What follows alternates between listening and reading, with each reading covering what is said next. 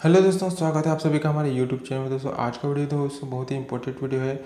RPF का जो है दोस्तों आपका एग्ज़ाम हो गया है और एग्ज़ाम में जो भी क्वेश्चन बना है दोस्तों आपको इस वीडियो में देखने को मिलेगा।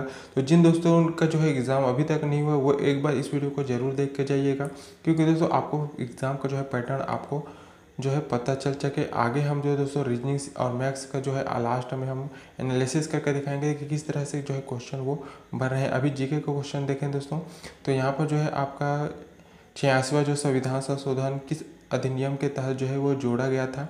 तो इसका जो आंसर होगा दोस्तों, ये क्वेश्चन जो है बना था। तो भारतीय संविधान का जो 86वां जो संविधान संशोधन है दोस्तों, वो जो अधिनियम 2002 के तहत जो है जोड़ा गया था। इस संशोधन के जरिए दोस्तों 6 से 14 साल के बच्चों को जो है मुफ्त शिक्षा जो है अनिवार्य करना था, और साथ ही माता पिता के अभिभावकों को अपने बच्चों को शिक्षा का अवसर देने का कर्तव्य बनाया गया था। तो ये जो है दोस्तों इस तरह से जो है इसका आंसर होगा। वहीं एक क्वेश्चन और बना था दोस्तों आपका, दूसरी पंचवर्षीय योजना का उद्देश्य क्या था। तो दूसरी पंचवर्षीय योजना जो है दोस्तों यहाँ पर जो है भारत की दूसरी पंचवर्षीय योजना का उद्देश्य जो है दोस्तों आपका बुनियादी पूंजीगत उद्योगों को बढ़ाना। इस योजना के तहत दोस्तों भिलाई स्टील प्लांट, दुर्ग और राउरकेला जैसे हाइड्रोलिक इलेक्ट्रिक पावर प्रोजेक्ट जो है आपका स्टील प्लांट को लगाए गए थे। कोयले का उत्पादन भी जो है बढ़ाया गया था। तो ये जो है दूसरी पंचवर्षीय योजना के तहत जो है इस योजना का उद्देश्य था दोस्तों। वही नेक्स्ट क्वेश्चन था आपका, एक क्वेश्चन बना था दोस्तों कि शर्करा में अल्कोहल मिलाने से कौन सा जो है प्रतिक्रिया होती है।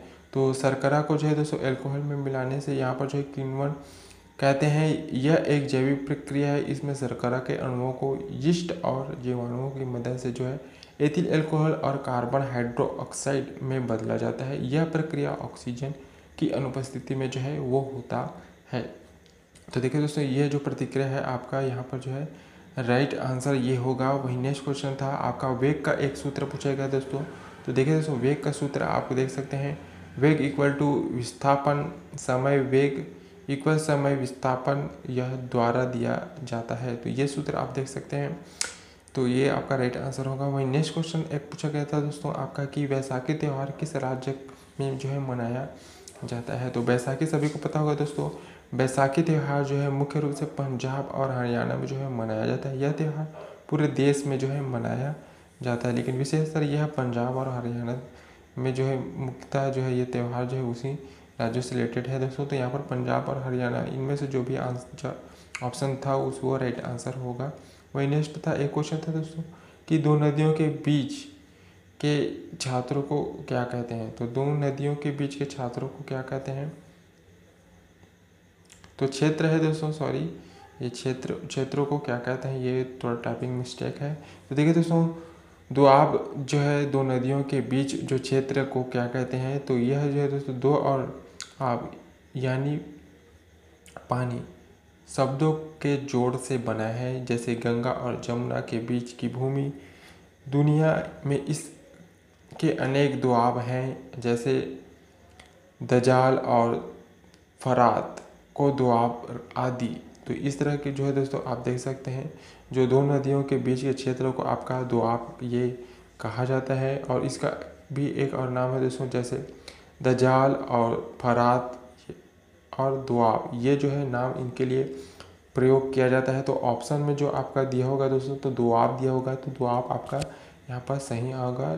यदि आपका दजाल भी दिया होगा तो वो भी आपका यहाँ पर जो है इन तीनों में से जो भी ऑप्शन दिया होगा वो आपका सही जवाब होगा। वही क्वेश्चन एक और क्वेश्चन पूछा गया था दोस्तों, देख सकते हैं कि वैश्वीकरण का तात्पर्य क्या है। तो वैश्वीकरण जो है दोस्तों ये मतलब क्या है, ये क्वेश्चन था।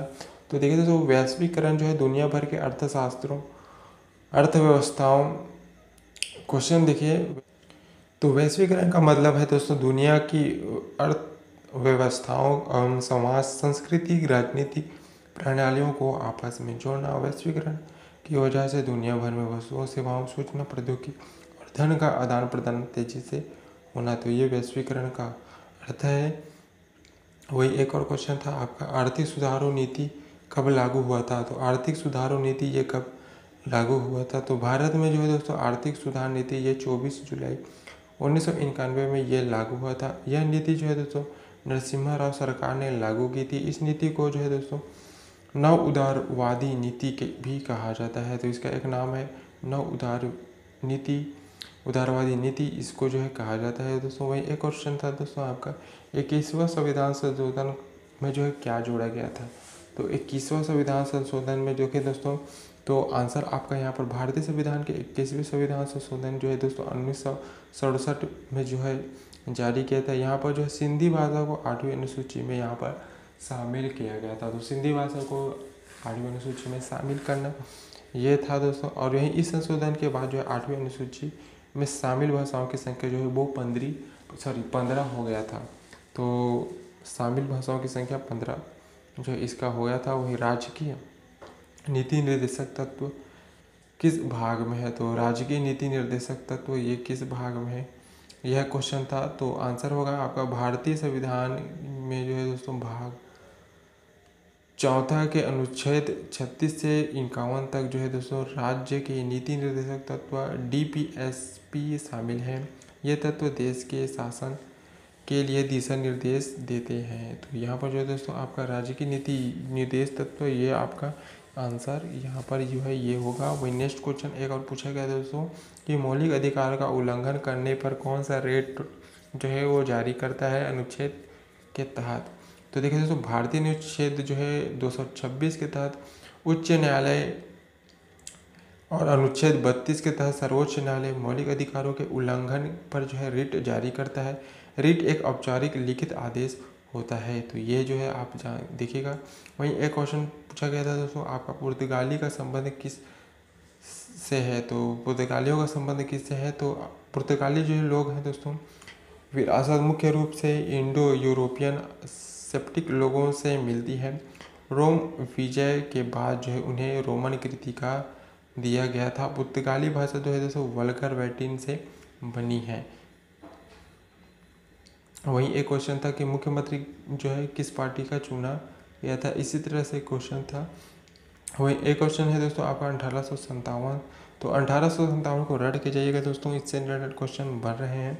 तो क्वेश्चन है आपका 1857 की क्रांति के बाद ब्रिटिश सरकार के पास किस अधिनियम के तहत जो है चलाई गई थी। तो 1857 विद्रोह के बाद जो है भारत प्रशासन करने के लिए ब्रिटिश सरकार ने भारत सरकार अधिनियम 1858 जो है वो पारित किया था।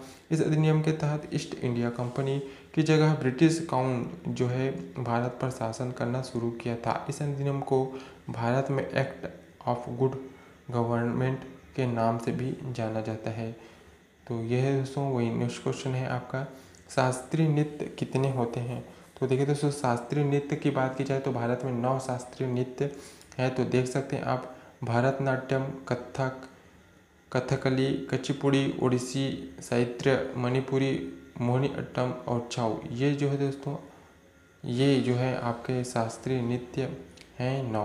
तो इस तरह से भी क्वेश्चन जो है बन रहे हैं दोस्तों। तो वहीं नेक्स्ट क्वेश्चन देखें दोस्तों। नेक्स्ट क्वेश्चन कि रीजनिंग की बात की जाए दोस्तों, यहाँ पर हम एनालिसिस किया है।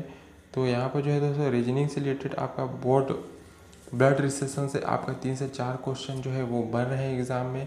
सेटिंग अरेंजमेंट से 4 और क्लासिफिकेशन से भी दोस्तों 4 क्वेश्चन और डायरेक्शन से आपके 3 क्वेश्चन बन रहे हैं। सीरीज़ की बात की जाए दोस्तों तो 5 से 6 क्वेश्चन इसमें भी आपको एग्ज़ाम में देखने को मिला है। कोडिंग डिकोडिंग की बात की जाए तो 3 से 4 क्वेश्चन भी इस शिफ्ट में पूछे गए हैं।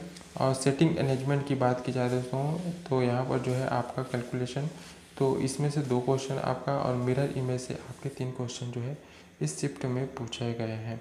तो ये है दोस्तों वो क्वेश्चन। आपको कैसा लगा हमें कमेंट सेक्शन में ज़रूर बताइएगा।